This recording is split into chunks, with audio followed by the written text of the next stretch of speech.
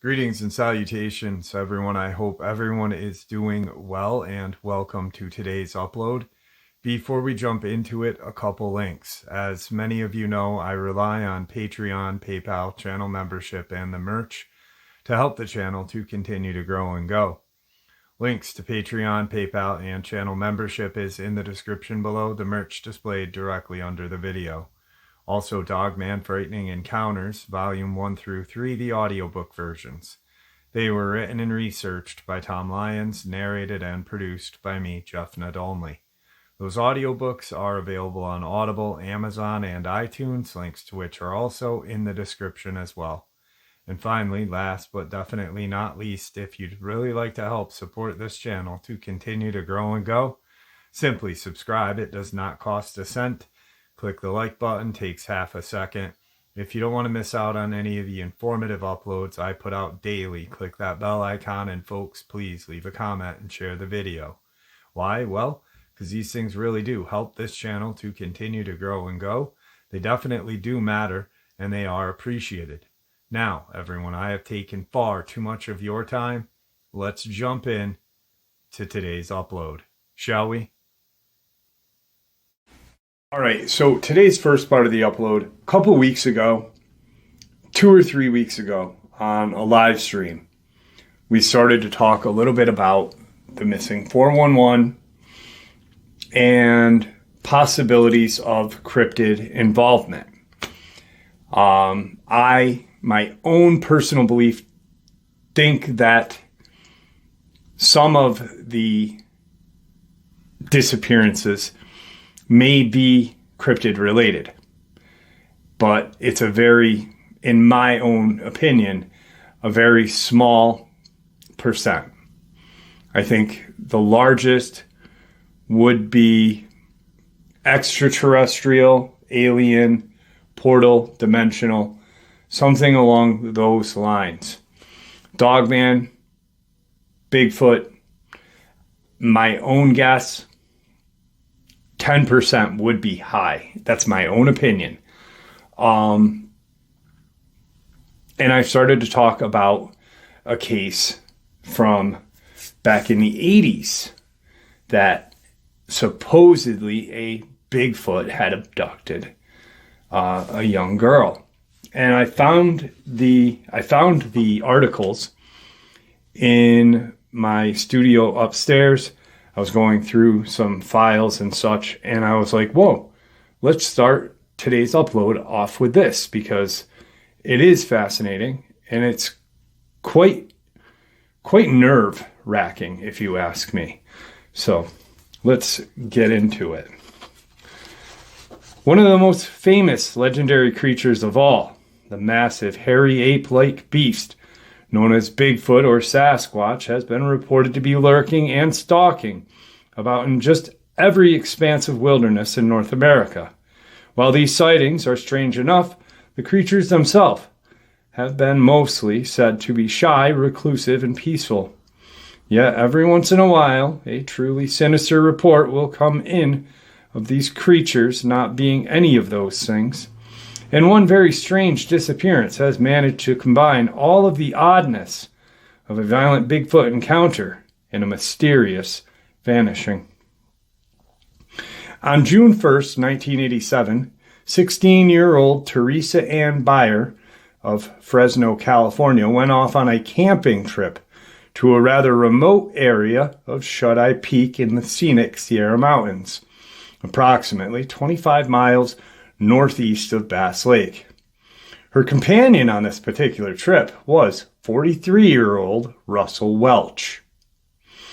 It was well known at the time that Welch was an avid Bigfoot enthusiast, in fact, a self-proclaimed expert on the creature, and the two allegedly had embarked out into the wilderness on a quest to find the legendary beast. This is not so strange in of itself, as the Sierra Nevada mountains are quite the hot spot for Bigfoot activity, with Welch even claiming he had seen them several times in the region. But it was a bit weird that he believed he was in actual continuous contact with a whole group of them. And also perhaps a little odd that Byer's parents would let her go off alone on the camping trip with a much older man on what many would consider to be a crackpot quest. Nevertheless, they went off on their adventure, and only one of them would come back. When Welch returned to Fresno several days later without Byer in tow, and the girl made no effort to contact the family, he was considered a person of interest in her possible disappearance. While he was questioned by authorities about what had happened to Byer, things got rather strange. Welch at first told the police that she had run away from him into the wilderness, but then he would change his mind and decide to tell them what really happened, which would prove to be perhaps far weirder than any of the law enforcement personnel present could have possibly imagined. Welch claimed that during their camping trip they had gone out on a hike to look for the elusive Bigfoot, and at some point Byer and him had become separated in the thick forest. At that point, Welch claimed that one of the massive creatures had swooped in to grab her and carry her off into the wilderness. It may come to no surprise whatsoever that police found this all pretty hard to swallow, even though the suspect himself seemed to truly believe what he was saying. And sensing that they had a kidnapping or potential murder on their hands, the police immediately descended upon the area where the two had been camping. Yet, a full and comprehensive search of the surroundings turned up no trace of Teresa Byer. When authorities grilled Welch again to try and glean more information, he stood by his story that she had been dragged into the wilds by a Sasquatch, adamant that this was what really happened, Sasquatch or no. Welch was charged with child stealing and a trial was set. While he was waiting to go to court for quite serious charges, Welch was offered the opportunity to sign a waiver, allowing prosecutors to pursue a murder charge in the event that the body was found in exchange for a light 1-year prison sentence in the meantime. Welch, still apparently believing that Byer had been truly abducted by this giant hairy hominid, promptly refused the deal. In response to this, as well as a lack of any concrete physical evidence at all to link him to the vanishing, the charge was dropped just 3 days before the impending trial in order to avoid defying the law of double jeopardy, which forbodes the suspect of being charged twice for the same crime. In this case, meaning his release would allow authorities to later charge him with a more serious charge of murder in the event of the discovery of a body. It was thought that a trial for kidnapping at the time could not have been won on such flimsy evidence, and even if the body was not found, the child stealing charges could eventually be reinstated, although he would likely only get a max 4 years for this lesser crime, if they could even make it stick at all. Since no body had ever been found, and indeed Byer was never heard from again, and there was no real evidence other than suspicion to hold Welch, he remains a free man. As to the victim herself, there was absolutely no sign of what was to become of her, and oddly, Welch has always maintained that she was really in fact kidnapped by a Bigfoot, which of all the wild stories and excuses he could attempt to weave seems like an odd choice, at the very least. Indeed, his insistence on this outlandish tale has caused some people to wonder if there is a chance he could be telling the truth. Welch must have known that not only would no one believe him, but that this far-out yarn would cause him to look even more suspicious, but he stuck to his surreal version of the events. Why would that be? He could have simply told the police Byer had wandered off hiking and never come back, or that she had been injured, so why turn into a bizarre tale of a Sasquatch abduction? It doesn't make a whole lot of sense. There is also the fact that there are actually quite a few reports of people allegedly being kidnapped by Bigfoot. For instance, there is a 1924 case of Albert Ostman, who claimed to have been carried off by Bigfoot as he slept, bundled up in his own sleeping bag. He would then say that he had been kept captive for nearly a week by a family of these creatures before managed to escape with his strange tale. In 1928, there was also an account of a Nuka Indian named Muchalahari, who also alleged that he was dragged off and held captive by a group of these creatures before getting away while they were distracted. Both men would spend the remainder of their days terrified of going into the woods and fully insist that their experiences were true, and there are quite a few more such reports. Where these came from? Is there any chance at all that this could have been what happened to Teresa Byer? All right, and here is a second article that shines a little more detail on the case and the legality of the case, or the way things had transpired after he came out of the woods saying that Teresa Byer had been abducted by a Bigfoot. A suspect who claims the legendary 8-man Bigfoot abducted a teenage girl was freed from jail 3 days before the scheduled start of his trial on child stealing charges. Fresno County authorities said they were forced into letting Russell Welsh, 44, back onto the streets to avoid double jeopardy if they later chose to charge the man with murder. Welsh is accused of abducting Teresa Ann Byer, 16, last June. The two had gone camping in Central Sierra, and the girl did not return. Welsh told authorities that the legendary 8-man, also known as Sasquatch, had taken the girl. Detectives say Welsh apparently sincerely believes in Bigfoot creatures, and claims to have had continued contact with a tribe of them. Deputy District Attorney Alvoice Harper Friday offered Welsh 1-year term on child stealing charges if he would sign a waiver, allowing for a murder trial in the event the girl's body was found. But Welsh's public defender, Mel Rube, refused to sign the waiver, and Harper was forced to drop the charge in case authorities later wanted to charge Welsh with murder. If the body is not found, Harper said, he will probably refile the child stealing charges with a maximum penalty of 4 years in prison. Welsh had been scheduled to stand trial Monday. Rube denies his client had anything to do with the girl's disappearance, but would not say if Welsh is still contending that Bigfoot had taken the girl.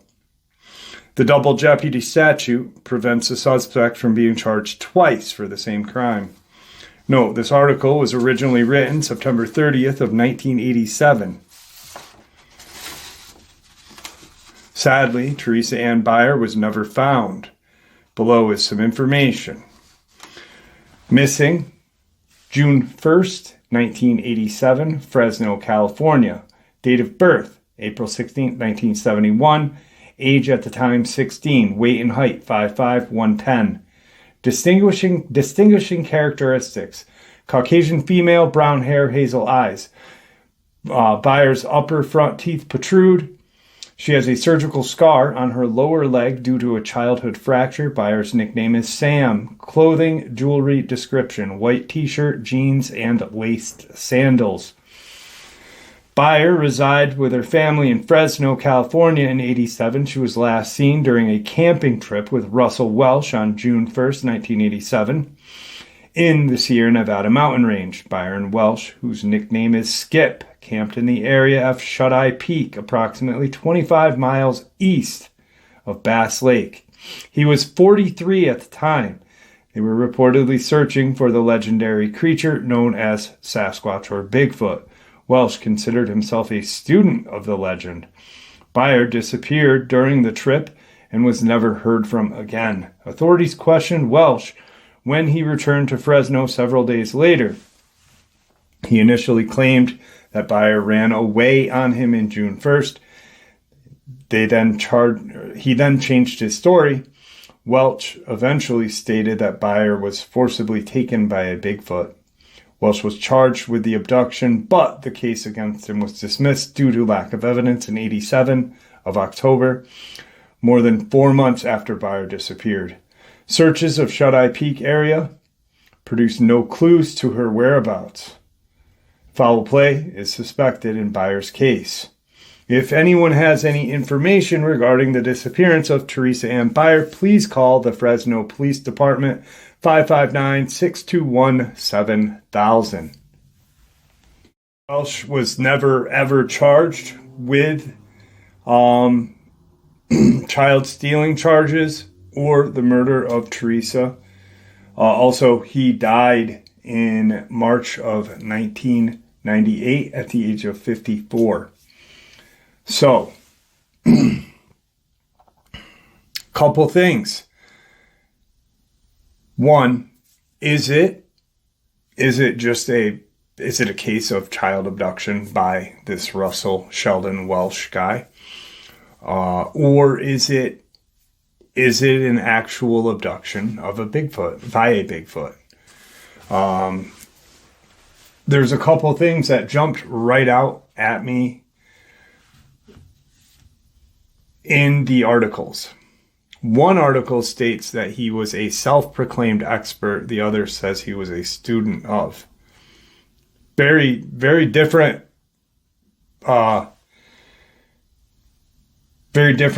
beliefs, you know. If you think you're an expert, you're definitely not thinking you're a student. But here's something I often wondered. Why would her family allow a 16-year-old to go camping with this man? One, he was actually a family friend. There was no any kind of weirdness ever perceived during the friendship of Russell and the Byer family. So when they were asked to go, when the camping trip happened, there was no thought of, hey, this guy may be some predator or whatever. I don't know how I lean to on this one. It's up in the air, you know. It's up to you, for you guys to decide. It is a strange case, though.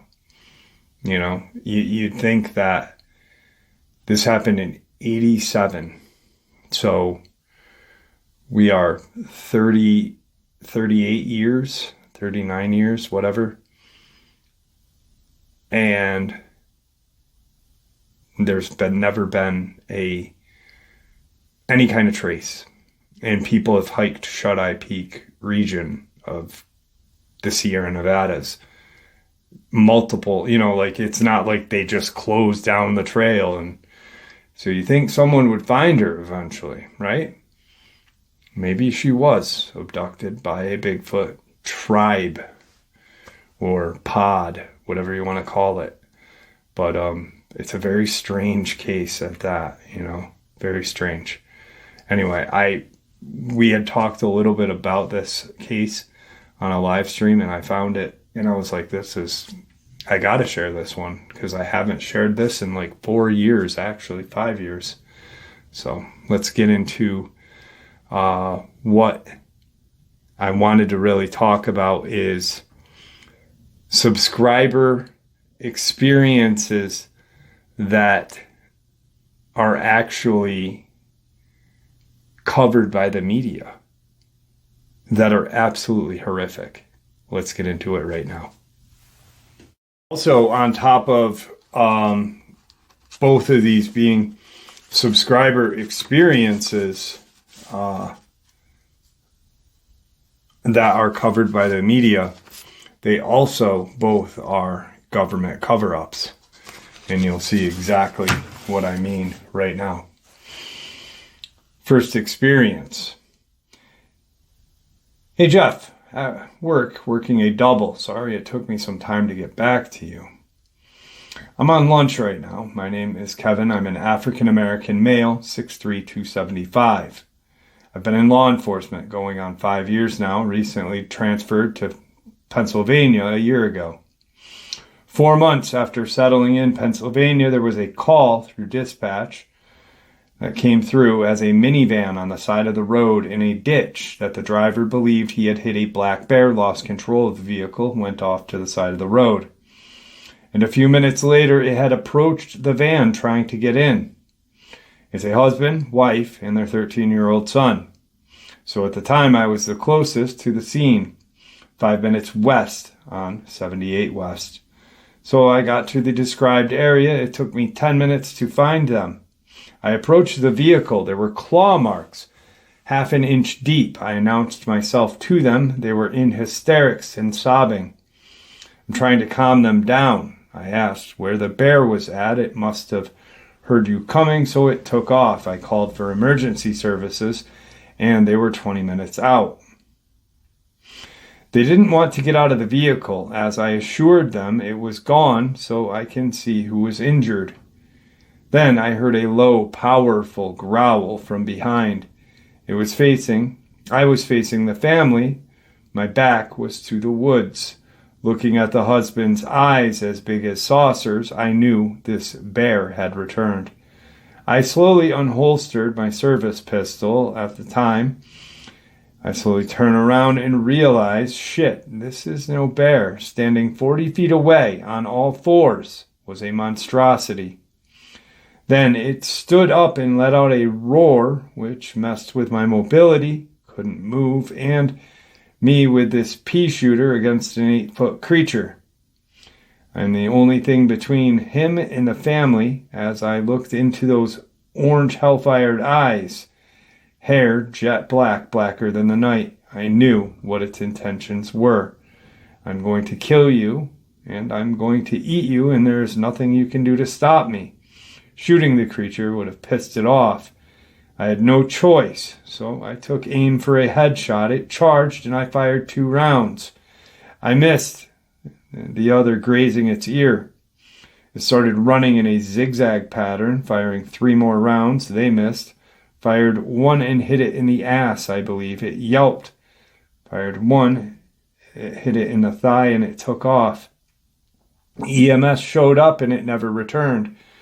Police report deformed bear with rabies, possibly attacked, critically was fired upon, and took off. A large amount of paperwork for firing my weapon and the amount of rounds used. I've had nightmares for months, finding me at home and ripping me to shreds. That's my first experience. Please email me if you have any questions, and I will shortly send you my second. I sent him an email thanking him, and I got the response, thank you, I appreciate. Also, I found out 80% of police departments know about this and have certain people within the organization that take over cryptid reports, because once I turned in my report, I spoke with a person who I had never met before, asking about specifics. I quote, tell me everything you can remember about this so-called black bear, which I did. After that questioning, I went to my supervisor asking him, who was that and why so interested in the animal? His response is above all our pay grade. Be sure to comply and you will be fine. At lunch tonight, I will send you my last encounter, which turned into a missing person and government cover-up. Actually, a missing person found deceased. Here is that email, and then I will share with you the news reports. Jeff, how's it going? I hope going better. So, ever since my first encounter, I am heavily strapped 90% of the time with a high-powered rifle and sidearm, always watching my 6 since I've been awakened to this new reality. My second encounter only happened by chance because that night it was 40 minutes until my shift was over. There was some local officers responding to a young man in his mid-20s who threatened someone's life. Mind you, he was a state police officer. This took place in the town of Bethel Park, Pennsylvania, so as the two officers approached, he took off, cutting through areas inaccessible to the vehicles, then later got into a vehicle and took off. They were able to locate that vehicle at, I believe, was South Park in Pennsylvania minutes from the last known area. That's where I met up with the two officers, and we decided we were going to spend 30 minutes trying to locate who at the time was known as Michael Rickard.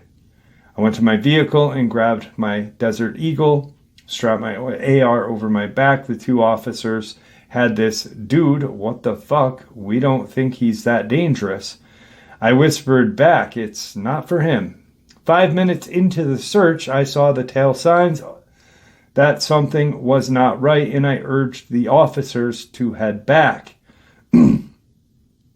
They started laughing at me, saying, "We've got this, you're safe with us." Then in the distance, we heard a man scream, "Bloody murder," followed by a roar and a howl from another direction. My Desert Eagle had already been unholstered since we started this trek. I saw a young man in the distance hauling ass to us, something 100 yards away, giving chase. As I was about to fire upon the one giving chase, another one had snuck up behind us without making a noise and stepped out of the brush. The officers, too scared to unholster their weapons, it stood maybe 7 feet tall, 300 plus pounds, brown hair and shark-like teeth, large eyes, large muzzle like a German shepherd. I had a new target. First shot better count as it was 20 yards away. As I was ready to fire, I heard another scream. I looked back in the direction of Michael. He and the Dogman were gone. I looked back at the other one, and that one is now gone. I was able to get the two officers to retreat back to our vehicles. We called our supervisors, told them what had happened. They meet up with us 7 miles from the station, and that same guy from my previous encounter was there with a partner. They debriefed us and told us we were sworn to secrecy, and we were never here and never to call of the now missing, and never to the call of the now missing victim. Here is the media reports. Police searching for missing Bethel Park man. Bethel Park police are searching for a man Sunday who was reported missing. Michael Rickard, 25, was last seen Wednesday, March 7th, police say, at around 10 a.m. Police said Rickard was wanted on outstanding warrants as of Wednesday. Rickard lives in Bethel Park on Route 88 near the Planet Fitness. He was charged by Bethel Park police on March 5th in a burglary incident that occurred in December of 2017, according to court documents. According to police, Rickard is a white 5'9" male weighing 180 pounds, former Marine.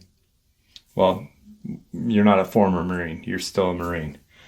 Rickard has hazel eyes, brown hair, and a beard. Police said Rickard was wearing black pants, army boots at the time of his disappearance. He also has tattoos on his upper arm, chest, leg, and stomach.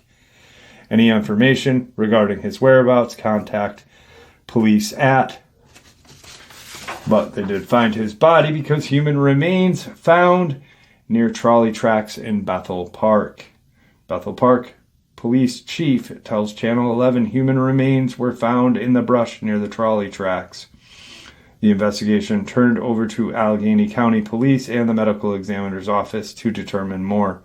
Police said the possible remains were found by a person walking near the area, and there is nothing suspicious so far in the investigation. The deceased was identified Tuesday as 27-year-old Michael Rickard. If any information, call tip line, So, government cover-up, media cover-up, media covered government cover-up. The first article was from 2018, the second 2020, and this gentleman, the state trooper, reached out to me back in 2019. So I found it very interesting that a year after he reached out, the body was then found. Definitely a media cover-up, or media coverage, government cover-up, subscriber experience. The second one is much, much worse in my eyes because, well, you will see why. Actually, no, I can't say much worse because a person did die in both of these cases, and the media did cover them, and the government did cover it up. And I think that by the government covering up these deaths, not only is it disrespectful to the dead's memory, but also to the family of that person who passed. So let's jump into it. Hey Jeff, I've been a subscriber for several months now. I have been waiting for the right time to send this info to you. I received this in 2023, September of 2023. This is the third time I've heard you speak of cover-ups in Tennessee, so I figured it was a good time as any. Odds are nothing will change in the near future as far as the government coming clean. I will ask you not to reveal my name or any specifics of our lives. If you did, it would be very easy to figure out the source of this experience, and NDAs were signed by the Rangers and law enforcement officials involved in the case, and they still are enforceable. This was a requirement in order for these men to keep their jobs. You see, my husband and I were both born and raised in Polk County. We currently still live in the region. The region where we live is the county seat of Polk County. It's a large county, however, the Cherokee National Forest makes up almost half of the county's land mass and lays claim to just under 49% of the county. Because of this, the county's population does not reflect its size. 2021, the population was just a little over 17,000, with Benton ringing in right around 1,500. It is a very small town. Everyone knows everyone. They know your parents, who they are, and who their parents were, and most of the citizens feel it's their business to know everyone else's business. We have one red light, 2 gas stations, 1 grocery mart, and at the time, there were 11 forest rangers to cover the entire county, and 3, maybe 4 game wardens. One of which of these jobs my husband was. The attack occurred in the Chillouee Mountain, aka Benton Mountain. My husband was working on this day, but not on the mountain. He was working elsewhere in the county, but was called to the location as soon as the attack was reported. He arrived on the scene within just a few moments. The following was told to me by my husband, and I can still recall it to this day, almost word for word. When he arrived on the scene, there was so much chaos. They were told that a little boy and the mother had been attacked by something, in quotes, large capital, and that a little girl was missing. They were told the attacker was a large black creature on 2 legs, so they immediately assumed it was a black bear. Although they are a rarity in this area, and for the most part black bears do not attack humans unless it is a female with cubs. Even then, the mama bear is more bluster and bluff than actual bite. My husband did not see the little boy nor his mom. They were airlifted to Chattanooga. While my husband was at his truck getting ready to go, one of the veteran paramedics who worked search and rescue out of another county came over and told my husband that he has treated several bear attacks over his lengthy career and was speaking in his lengthy career that neither the injuries nor the scene was consistent with any bear attack he'd ever seen. He was speaking very low and was looking around while speaking to my husband, as if making sure no one was listening to him or watching him speak to my husband. It was only then that my husband took notice of the people on the scene, and he noticed there were several men and 2 women he had never seen before. He said he assumed they may be upper tier for the TWRA officials or something associated with the sheriff's department. After he was ready to go, he picked up his paperwork and camera and walked toward the scene of the attacks. After all, it was his job, and he would have to file the paperwork on the incident. As he continued down toward the area, he noticed it was taped off. However, he recognized no one on the scene. When one of the men on the outside of the tape noticed that he was coming that way, he began walking toward him and held up both hands. He told my husband not to come any closer. My husband started to say something, and the guy said, "This one is above your pay grade, bud." When he asked what that meant, the man told him to talk to his immediate supervisor, but he was not to come any closer. So he turned around and went back to his truck, and at the time, the Forest Service mainly communicated via radio, because cell phones they had would get poor reception back then in those areas. He picked up his radio to get in touch with the supervisor, who supposedly was on his way. At that same time, he was attempting to raise the supervisor on the radio. He had ended up calling him to tell him to stay clear from the actual scene, as he would not be required to file any paperwork in this case. In all of the years he had worked there, this had never happened. He said that it was at that minute he realized something was seriously off, and that they had already begun to cover it up. He just couldn't figure out what they were trying to hide from. It didn't take long for him to figure it out. Within the next hour, 2 Suburbans arrived with 6 men in each one. These men were wearing camo. They had weapons, but they were not military. Each local official was basically instructed to search with these men. It wasn't until these men arrived that they were permitted to begin searching. They were told not to begin the search until their backup arrived. All Forest Service personnel on the site were armed with a sidearm. They also have shotguns they keep in their trucks. My husband had a sidearm at all times and always had a Remington 870 in his work truck. Deputies were also armed. My husband said all totaled there were 12 to 15 armed officers on the scene, yet they were made to wait because someone in the know did not feel this was enough manpower or firepower for one black bear. So you got 2 Suburbans with 12 guys on top of 12 to 15 other armed deputies and forest rangers, so a total of 24 to 27 armed men for a black bear. Yeah. Once they began to search, contrary to what was reported by some of the news channels and articles, it took several hours to find the little girl. The news reports also said that the bear was killed by rangers that same day. Other reports stated that it was a second bear which was killed that was responsible for the attack. As far as my husband is aware, no bear nor sign of a bear was ever found. After they found the child, he heard 2 rangers on the radio state some strange tracks had been found, but they were not consistent with bear. Once these tracks were found, local law enforcement was immediately dismissed at this point. The search was left up to the guys that arrived in the Suburbans. Some other conflicting reports were that the little girl was found 100 yards away from the original attack site. However, she was not found near the site. It took several hours to find her.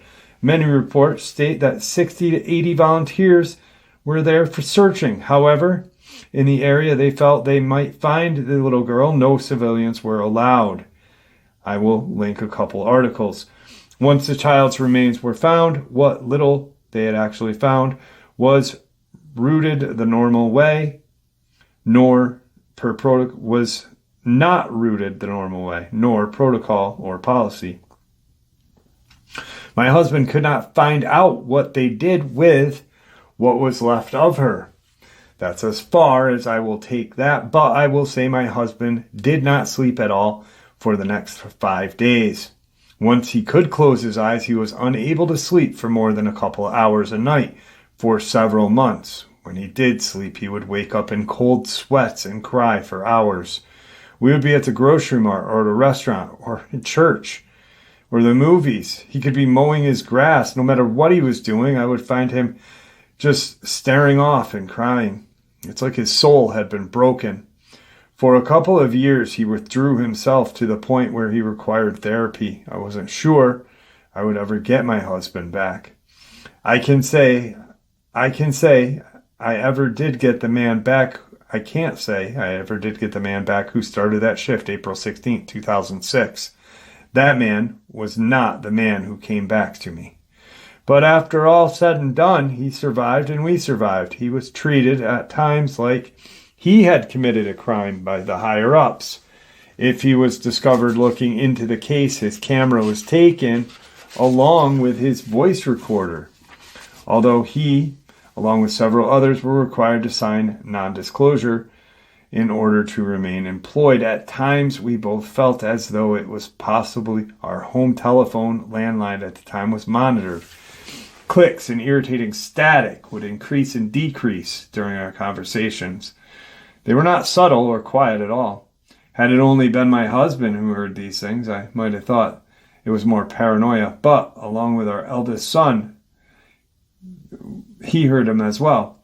Also, new and unusual noises. This went on for a couple years until it all stopped. We stopped using the landline. We had kept the line as it was a requirement for the job, but one day, thank goodness, he finally decided it was time to move on, so goodbye landline. He currently works as an environmental engineer. He loves his job and is doing very well with the company he works for. I wish I could say everything else worked out, but he is still very adamant that I do not hike solo or that I do not run or walk alone, especially close to dark. I am happy to say he does sleep much better most of the nights. My opinion of the state and federal government is now low. They know what is out there, yet they continue to keep it a secret, putting more and more people in danger. I feel there is a point when they had some control over these creatures, but now I feel the population has exploded and it is becoming more difficult to keep them under wraps. I don't think it will be before very long that we have some sort of same disclosure we were given for the so-called UFOs. Thank you for taking the time to share this. I just had to get it off of my chest, and my husband agrees. Even though there are no other attacks in the area, people should know from time to time there are rumors of a large black creature running or walking on hind legs, floating around. Once they start, it seems they will close the trails and campgrounds for maintenance. My husband also started hunting and fishing again. He usually goes with one of his former work colleagues. He keeps them updated.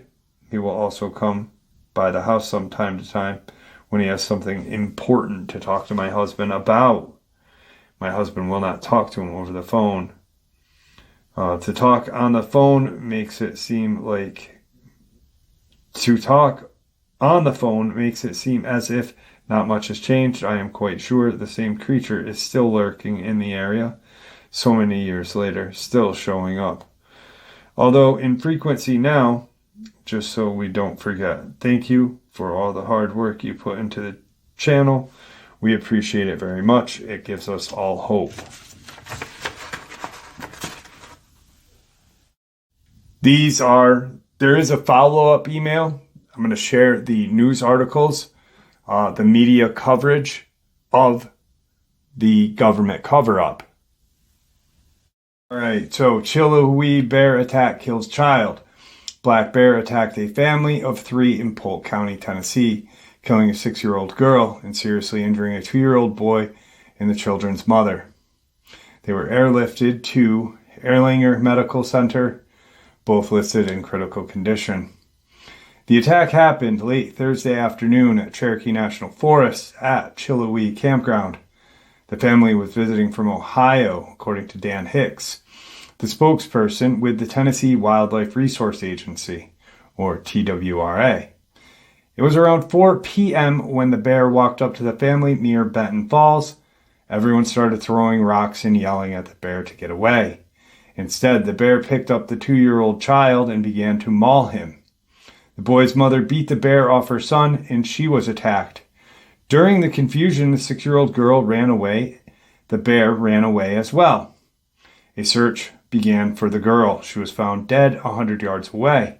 Hicks said her injuries were consistent with a bear attack. The bear was still in the area and was fired on by officers. However, they were not sure if the bear was wounded or not, and the hunt for the bear continued. Attacks on humans by black bear is extremely rare. In May of 2000, a 50-year-old woman was killed in the Great Smokies.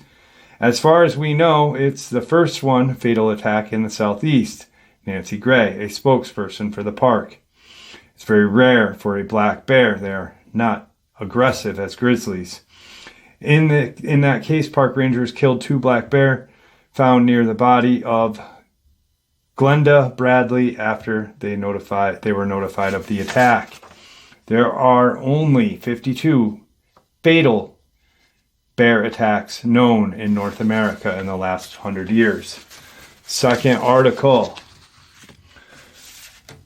Just a warning for those visiting the Smokies to be careful around bears. An attack by a black bear leaves 1 dead, 6-year-old killed, 2 others injured in Polk County, Chillouee Mountain. 1 child was killed, 2 family members hospitalized after a black bear attacked Thursday afternoon, Chillouee Mountain, Polk County, according to Cherokee National Forest spokeswoman Nina Barrow.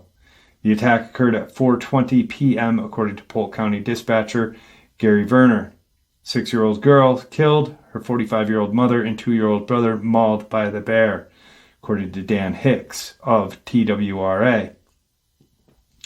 They suffered a lot of puncture wound injuries consistent with a bear attack.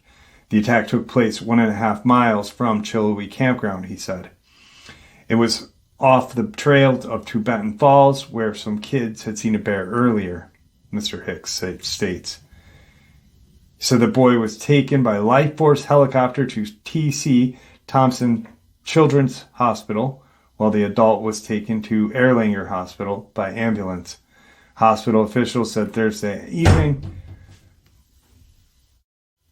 door slammed because my cat, not ghosts. Hospital officials said Thursday evening, both mother and son, critical condition. About 50 to 60 people assisted in the rescue for the little girl who had been missing earlier in that day.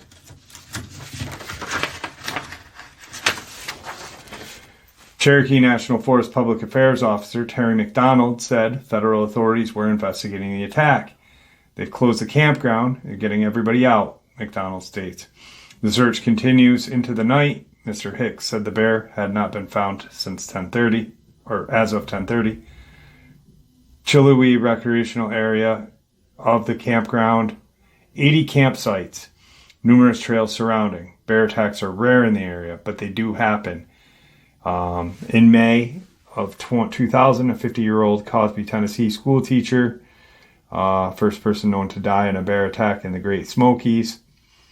That attack happened near Gatlinburg, Tennessee, where Glenda Ann Bradley was presumed to have taken a walk by Little River, where she was attacked by 2 female bears, one weighing 112, the other weighing 40 pounds. So, and I'm no expert at these cases where I believe government cover-up is, I've read so many case files and articles and such that I start to look for certain things. One thing that points out as a red flag for me is the mention of the numerous people. Like, why are you telling me all of these people? One article mentioned 6 different people that wanted to talk about the case. That has no bearing on the case. Why are you going off subject, talking, like Nina Burrow and Dan Hicks and, the dispatch operator? Why is he important in this? He's not. But let's throw his name in to, one, make the case or the article longer and larger, and 2, to distract from the case. Oh, Gary, I know Gary. Shit, I went to high school with Gary. We had Dunkin' Donuts the other day. it has no bearing on it. So, take it out. Or the only reason why they put it in there is to distract us from what really is going on. Here is the second email. First off, I'd like to personally thank you for your professionalism and discretion. You relayed my husband's story exactly as he wanted. We just finished listening to it. Actually, when I listened with my husband, it was my second time. He first said he didn't want to listen to it. His main concern was only getting it out there. It was only after I told him what a wonderful job you had done and the relief I was already feeling after listening to it that he decided he would listen. He was visibly nervous beforehand, and by the time it came close to the end, although he smiled and shook his head in a positive way, his hands were trembling. I haven't seen that from him in several years. He said hearing it brought back sights, sounds, and even smells from that day. Don't misunderstand, it's not fear. As most people know fear, this man, who had served with the 7th Special Force Group Airborne, he had seen and participated in quite a bit of destruction.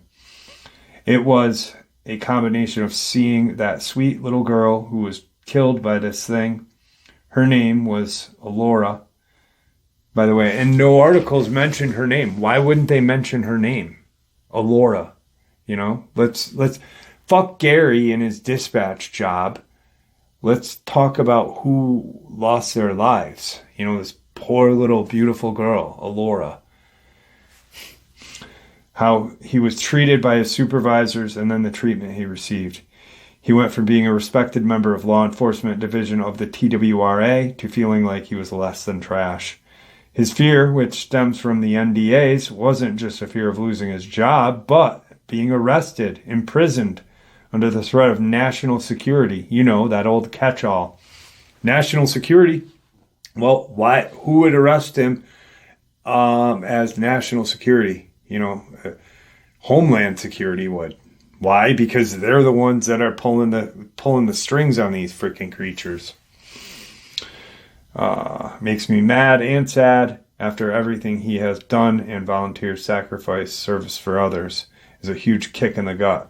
He's always been a very quiet, humble guy, very confident, never boastful or prideful. However, they purposely took his self-esteem and made sure he felt less than, simply because his reaction was that they needed to get to the bottom of the problem and then attack it for whatever angle necessary. He was told he would not hunt the bear, nor would he put visitors to the area in a position they would feel uncomfortable. Basically, he would behave as if everything was fine. When all he's ever done was pound into his head the problems present themselves in order to be solved. Anyway, sorry for rambling on. I'll get off my soapbox now. My husband wanted to express his appreciation and respect he has for you. Not only because of your handling of his experience, but also because you continue to try and do so despite the ridicule of those who feel they know the most. He told me to make sure that I let you know he would never put any sort of financial security ahead of health, safety, and well-being of others. My husband said he'd want to wait a couple weeks to see if there was a stink, I think I'm going to reach out to these people because it was September 13th. It was actually 3 days before my birthday last year. I think I'm going to reach out to these guys and see how the husband's doing and maybe just see if I could talk to him for a little bit and see what we can get, see what kind of information, if any, that he may have forgotten or whatnot, just to see. Anyway, as you can see, cover-ups by the government, media loves to cover them, and I want to share them and get them out there because this shit shouldn't happen. Our government works for us. They're not... I only wish the founding fathers could see what our government has become now. Obviously the Illuminati and the Freemasons and all of that were around back then, but our country wasn't set up by our founding fathers for a bunch of bureaucratic idiots too afraid to serve their country Not now, though. I mean, JD Vance, badass right there. So happy that he's our VP. But, you know, like all these politicians that are in office during these attacks are too cowardly to even do anything, even go outside, but yet they know best for us, right? Bullshit. They don't know anything for us. All they know is their pockets are getting fatter and, you know, they're living more comfortably, and we are getting attacked and told lies. And there you have it, folks. I hope you all enjoyed today's upload as much as I enjoyed sharing it with you. I'd like to thank you all for supporting this channel. It is your support, after all, that helps the channel to continue to grow and go, and what gives us all a place and a chance to share our experiences and theories judgment-free. Everyone is simply treated with the respect that we deserve. Please stay safe, happy, healthy, and ever vigilant, keeping an eye on our children, pets, family, and friends.